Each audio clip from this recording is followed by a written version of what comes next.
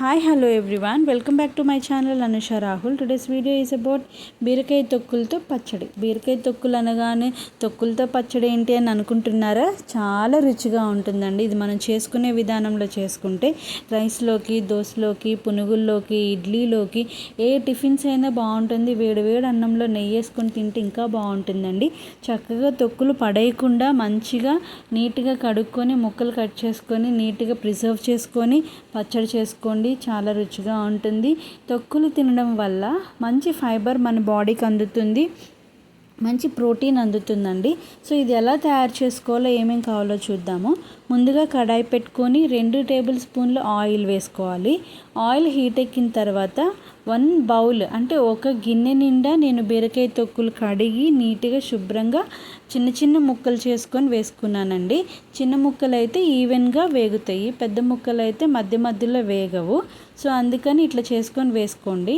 ఎక్కువ వేగాల్సిన అవసరం లేదండి. ఎక్కువ మగ్గితే కనుక ప్రోటీన్స్ అంతా పోతుంది. సో దోరగా ఎరుపు రంగు వస్తే సరిపోతుందండి. నేను ఇక్కడ చూపించిన విధంగా ఇలా వేయించుకోండి. వేయించుకున్న తర్వాత ఒక ప్లేట్ తీసుకొని ఆ ముక్కలన్నీ పక్కన సర్వ్ చేసుకోండి, చల్లారి పెట్టుకోండి. ఈలోపు మనము పచ్చడికి కావాల్సింది తయారు చేసుకుందాం. సో ఒక బౌల్లో 8 పచ్చిమిర్చి తీసుకున్నానండి. 1/2 కప్పు వేరుశనగ గుళ్ళు తీసుకున్నాను. సో పచ్చిమిర్చి మీరు కారం ఎక్కువ తింటే ఇంకొన్ని యాడ్ చేసుకోవచ్చు, కారం తక్కువ తింటే కొన్ని తక్కువ చేసుకోండి. ఒక బౌల్ బీరకాయ ముక్కలకి నేను 8 పచ్చిమిర్చి తీసుకున్నాను. నెక్స్ట్ ఏంటంటే 2 టొమాటోస్ తీసుకున్నానండి, మీడియం సైజు. చక్కగా ఇలా రఫ్గా పెద్ద పెద్ద ముక్కలు చాప్ చేసుకోండి. ఎలాగో మనం పచ్చడే కాబట్టి అలా చాప్ చేసుకున్న సరిపోతుంది. సో ఈ 3 కూడా వేగడానికి మనం ఉప్పు యాడ్ చేసుకోవాలి. సో కొత్తిమీర యాడ్ చేసుకొని ఉప్పు యాడ్ చేసుకోండి, సాల్ట్ యాడ్ చేసుకోండి. మీరు ఏ సాల్ట్ తింటే ఆ సాల్ట్ మీరు అడ్జస్ట్ చేసుకొని వేసుకోండి. సో కొద్దిగా చింతపండు, కొద్దిగా చాలండి రుచి కోసం.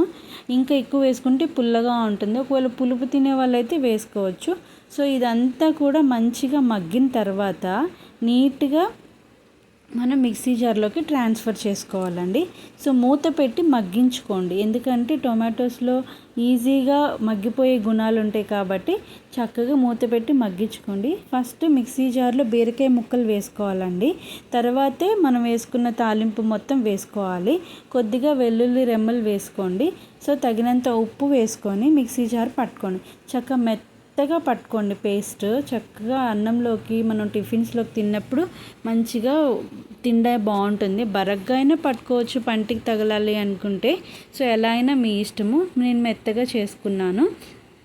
చక్కగా వేసుకున్న తర్వాత ఒక బౌల్లో ట్రాన్స్ఫర్ చేసుకోండి. ట్రాన్స్ఫర్ చేసుకొని చక్కగా పోపు పెట్టేసుకోండి.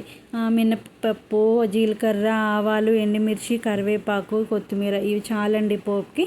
So please subscribe my channel. Like చేయండి, షేర్ చేయండి, సబ్స్క్రైబ్ చేయండి. థ్యాంక్